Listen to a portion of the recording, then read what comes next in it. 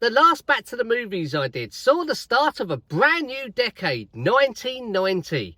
Fast forward a year to 1991, however, it's not such a good year.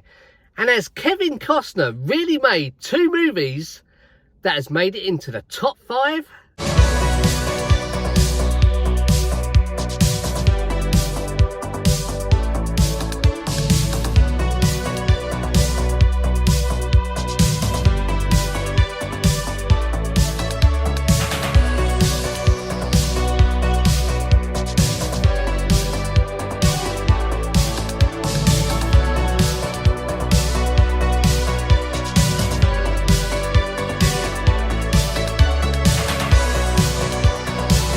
Hello everyone, thank you so much for joining me. My name is Carl. Today's video is Back to the Movies 1991. This is a series I started where I talk about my top 5 movies for each individual year, starting with the year 1980 and going right the way through the years, right up to the present year.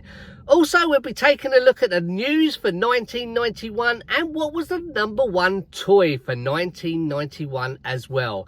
Please do get involved in the comments. I would love to know for this video, what are your own top 3 movies for the year 1991? Thank you. Let's do this.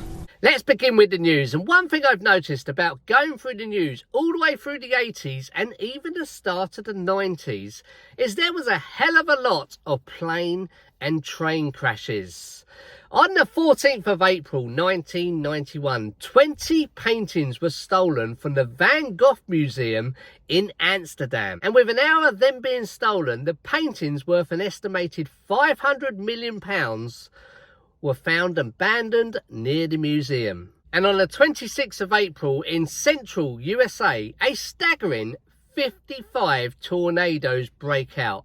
The most powerful one being in Andover, Kansas City, where sadly 21 people lost their lives. And on the 6th of November, the KGB officially announces that they are going to stop all operations. And this one is one for all you Queen fans out there. I know I'm one.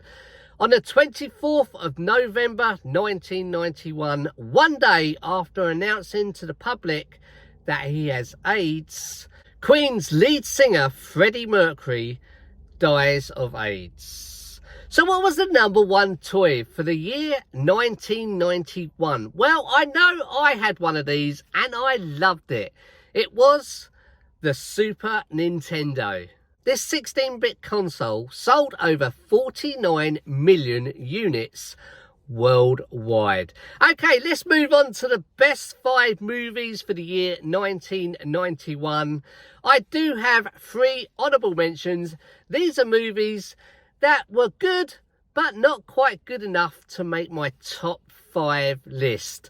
The first honourable mention is a really good movie and it's called Thelma and Louise. Moving on to my second honourable mention. I picked this movie because I remember my parents renting this movie out. It's a great movie. It's got a great soundtrack, great music in. It was set in Ireland. It's called The Commitments.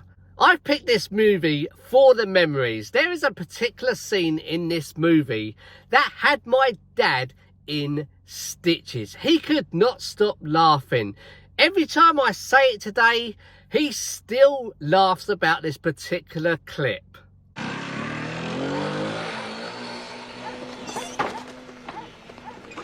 What did Evel Knievel want? God sent him. What? God sent him. The fucking Suzuki? And my last honourable mention probably should have made it into my top 5, but I put another movie there instead because I saw it at the cinema. This one is directed by Martin Scorsese and it stars Robert De Niro, Cape Fear. Okay, let's move on to my top 5 list. Please do remember, it's not the right list, it's just my personal opinion and everyone is different. Please do get involved in the comments. I would love to know for this video, what are your own top 3 movies for the year 1991? Okay, let's begin at number 5. 5. I've gone with a movie written and directed by Oliver Stone. What a cast this movie had. We're talking Donald Sutherland, Tommy Lee Jones, Gary Oldman, and the number one of his movies in my list, Kevin Costner. Have you guessed it? Of course, it is JFK. The story follows a New Orleans district attorney called Jim Garrison, played by Kevin Costner, who discovers there's more to the Kennedy assassination than the official story. Out of the corner of my eye, I saw a flash of light in the bushes, and then shots rang out. No cloak and dagger stuff, you know. They called it Operation Mongoose. It's gonna be okay, Dave. You just talk to us on the record and we'll protect you. I guarantee it. You're so naive. Number 4, this is where I was going to put Cape Fear, but I've gone with a movie that I actually saw at the cinema. Back in 1991, this movie was huge. Probably all for the wrong reasons, because I'm pretty certain they were trying to ban it. And it was purely because Anthony Hopkins' character, Hannibal Lecter, used that C word. Of course, I'm talking The Silence of the Lambs. The story follows Jodie Foster's character, Clarice Starling, who is an FBI trainee who seeks the help of a psychiatric serial killer, Hannibal Lecter, and former psychiatrist in order to apprehend another murderer who's claiming female victims. Clarice, your problem is you need to get more fun out of life. You told me you don't spook easily. You call this easy, sir? Lecter's missing an arm. Man's a raving maniac. Who knows what he'll do? Number 3, a movie starring the late Patrick Swayze, Keanu Reeves and Gary Busey. The remake to this movie wasn't so good, but this one was. It's called Point Break. The story follows an FBI agent who goes undercover to catch a gang of surfers who may be bank robbers who call themselves the ex-presidents. After you, Alphonse! Fear causes hesitation. Hesitation will cause your worst fears to come true. No! Or you're getting too goddamn close to the surfing guru buddy of yours. Adios, amigo! Number 2, gosh, if you are a music fan, here in the UK back in 1991, this particular song dominated the UK charts at number 1 for 16 weeks. And it was by Bryan Adams. It's also Kevin Costner's second movie in my top 5 list. What a cast this had. Morgan Freeman, Christian Slater, and of course Alan Rickman. Robin Hood, Prince of Thieves. I don't need to go into the story for this one. You all know the story of Robin Hood. The one man who stood for freedom became a legend.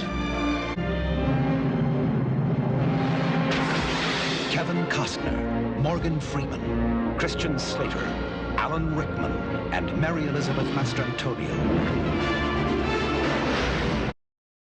Which brings me to number 1. Now, I picked this movie because it's the best movie in 1991, without a doubt. I remember getting a t-shirt from my local video store of this movie. It was directed by James Cameron. It's the biggest grossing movie in 1991. You all know what I'm going to say. Terminator 2, Judgment Day. A Terminator identical to the one that failed to kill Sarah O'Connor must now protect her 10-year-old son, John, from a more powerful advanced Terminator, the T-1000. Once, he was programmed to destroy the future. You don't know what it's like to try to kill one of these things. Now, his mission... Get down. ...is to protect it. Come with me if you want to live. Such a great movie, Terminator 2, and easily the best movie in 1991. Do you agree? if you don't agree with my number one choice, do put down in those comments. Thank you so much for watching Back to the Movies 1991. If you like this video, please do give it a like. Also, don't forget to share and subscribe if you can. Thank you so much, guys. I'll see you in the next video. Take care. Bye-bye.